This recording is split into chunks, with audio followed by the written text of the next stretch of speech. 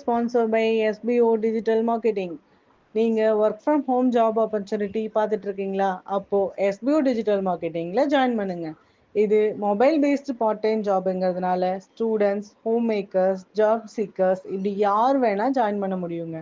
இந்த ஜாபை செய்கிறதுக்குன்ட்டு ஃபிக்ஸட் ஹார்ஸ்லாம் எதுவும் கிடையாது. உங்களோட ஃப்ரீ டைமை நீங்கள் யூஸ் பண்ணி ஏர்ன் பண்ணுற வகையில் எஸ்பிஓ டிஜிட்டல் மார்க்கெட்டிங் சிம்பிள் டாஸ்க்காக அமைச்சிருக்காங்க. நீங்கள் ஜஸ்ட் உங்களோட கண்டென்ட்டை மட்டும் ஷேர் அண்ட் பப்ளிஷ் பண்ணால் போதும்.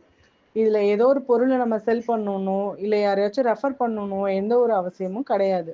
உங்ககிட்ட ஃபேஸ்புக், இன்ஸ்டாகிராம் ஆர் யூடியூப் இதில் ஏதாச்சும் ஒரு அக்கௌண்ட் இருந்தால் கூட போதும், நீங்கள் எலிஜிபிள் பர்சன் ஆகிடுவீங்க எஸ்பிஓ டிஜிட்டல் மார்க்கெட்டிங்கில் ஜாயின் பண்ணுறதுக்கு.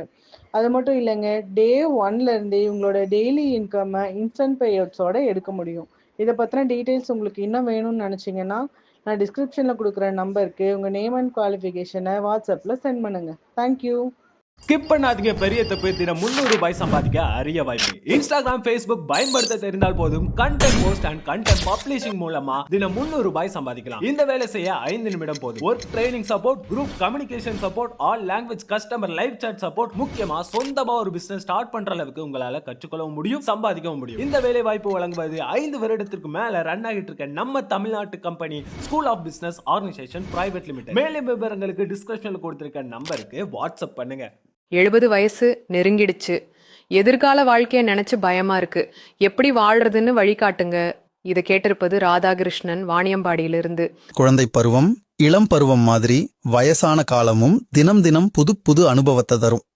ஆனா வயசாயிடுச்சுன்னு சொன்னதும் மரணத்தை நினைக்கிறதுனால தான் நிறைய பேருக்கு பயம் வருது. வயசாகிறதுனால யாருக்கும் மரணம் வர்றதில்ல, நோயால மட்டும்தான் மரணம் வருங்கிறத புரிஞ்சிக்கோங்க. இந்த வயசு வரைக்கும் வாழ்றதே ஒரு சாதனை. ஸோ மீதி இருக்கிற நாட்கள்லையும் சந்தோஷமா வயசான காலத்தை அனுபவிக்க ரெடி ஆகுங்க. வயசான காலத்தை கொண்டாடுறதுக்கு 10 தகுதிகளை வளர்த்துக்கணும். 1. நோயில்லாத உடம்பு. 2. போதுமான அளவுக்கு பணம். 3.